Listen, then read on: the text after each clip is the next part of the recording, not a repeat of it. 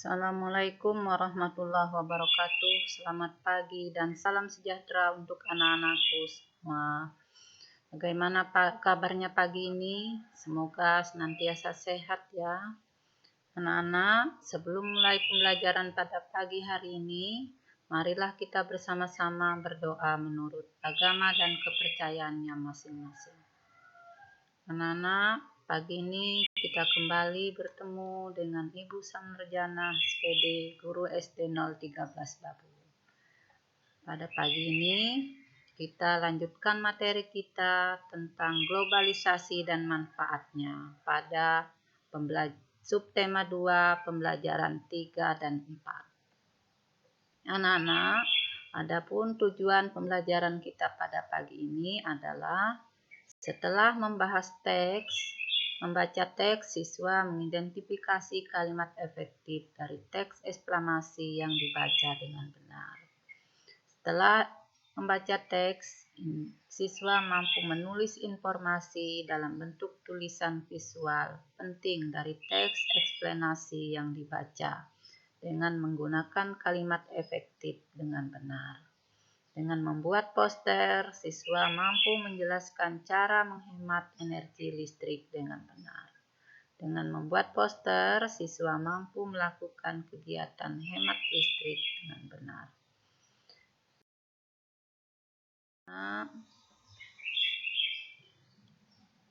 Sekarang kita mengamati gambar penggunaan listrik di rumah. Anak-anak, pada pelajaran yang lalu kita sudah pelajari tentang menghemat energi listrik. Nah, pada materi kali ini anak-anak akan mempelajari tentang berbagai alat elektronik yang kita butuhkan dengan menggunakan energi listrik. Misalnya ada lampu, kipas angin, AC, televisi. Nah, karena itu kita harus menggunakan alat-alat elektronik tersebut dengan bijak.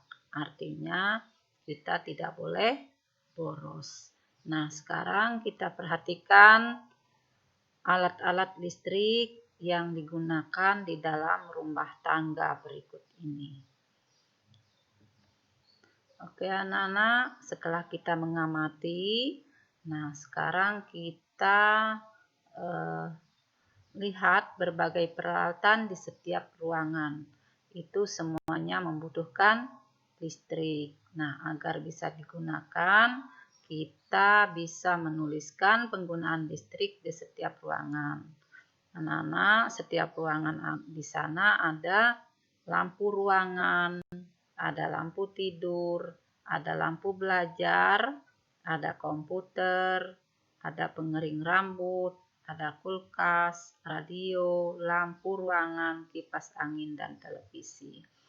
Nah, setelah kita amati bersama, di manakah dalam ruangan tersebut yang menggunakan alat listrik yang berlebihan atau boros. Nah, kita lihat pada ruangan 1 ya. Ruangan 1 itu sudah menggunakan alat listrik dengan bijak. Kenapa? Lampunya dimatikan, pada siang hari jendelanya dibuka. Nah, sedangkan pada ruangan 2 ya, di sana lampu dinyalakan, kemudian televisi juga dinyalakan. Demikian juga pada ruangan 3, kamar mandi. Ya, kamar mandi itu kan tidak digunakan, tidak ada orangnya, berarti pemborosan karena di sana ada listrik yang dinyalakan. Demikian juga pada ruangan yang ketiga. Ya, di sana juga tidak ada orangnya, tetapi lampu tetap menyala. Demikian juga pada ruangan keempat, orangnya sedang tidur, tapi televisi tetap menyala. Nah, anak-anak, disitulah contoh-contoh daripada penggunaan alat listrik atau elektronik yang boros.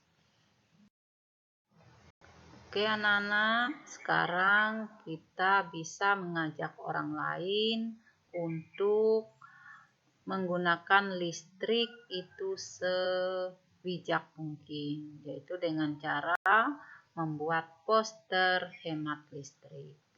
Nah, kita sudah mengetahui dampak dari pemborosan listrik. Pemborosan listrik dapat membahayakan manusia.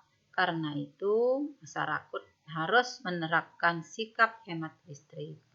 Kita bisa mengajak orang lain untuk menghemat listrik melalui poster. Kita bisa membuat poster dengan menarik agar pesan dapat tersampaikan dengan baik. Nah, ada beberapa kriteria yang harus dipenuhi untuk membuat poster hemat listrik yang menarik. Kita harus menuliskan kalimat ajakan untuk menerapkan sikap hidup hemat listrik. Kita juga bisa menambahkan contoh sikap hidup hemat listrik. Kita tuliskan kalimat dengan singkat, jelas, dan mudah dipahami. Nah, tidak lupa kita beri ilustrasi yang sesuai. Kita dapat membuat poster hemat listrik seperti contoh ini. Nah, di sana ada gambar lampu, ya. Kita tulis dengan ayo hemat energi. Nah, matikan peralatan listrik jika digunakan. Kita juga bisa menggunakan alat listrik lampu seperti LED karena LED itu dayanya rendah ya. Lampunya terang tapi dayanya rendah. Oke. Anak-anak, sekarang kita belajar menjawab teks eksplanasi dari bacaan. Nah, di sini ada bacaan. Dampak globalisasi bagi kehidupan manusia. Globalisasi telah membawa berbagai dampak bagi kehidupan manusia di seluruh belahan dunia.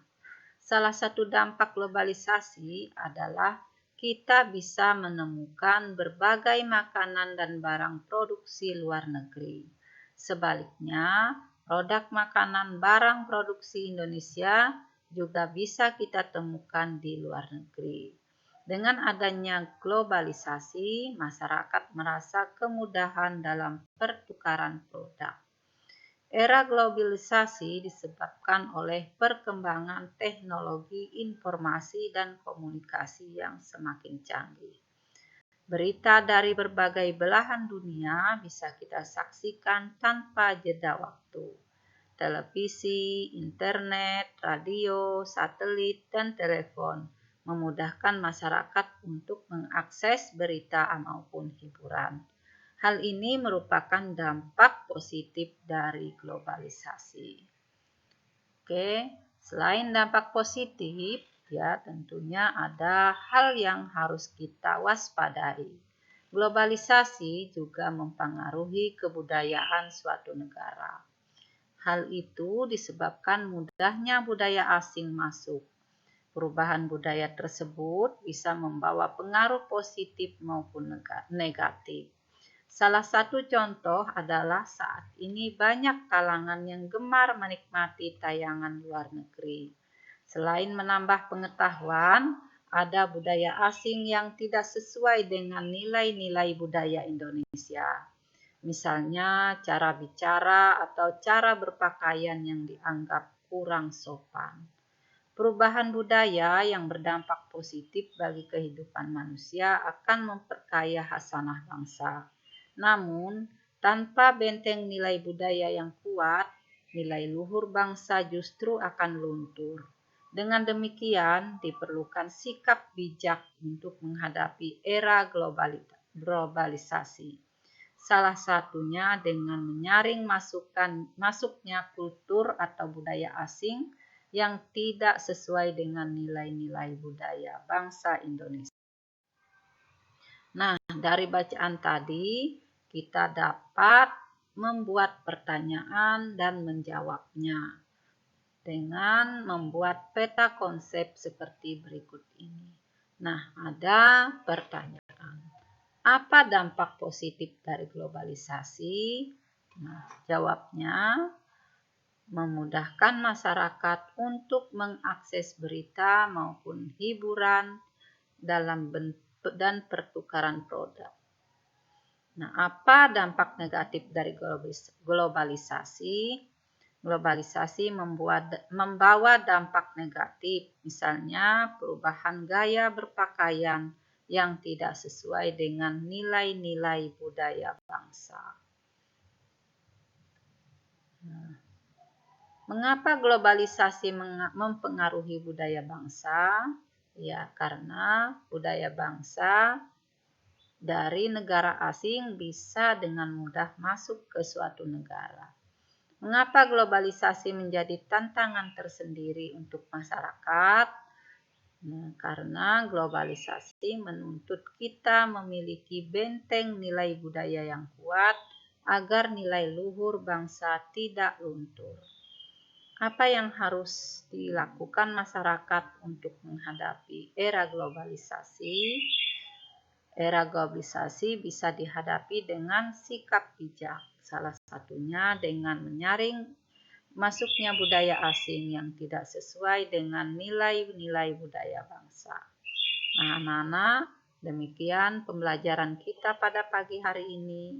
Ya, semoga yang sedikit ini menambah pengetahuan anak-anak semua.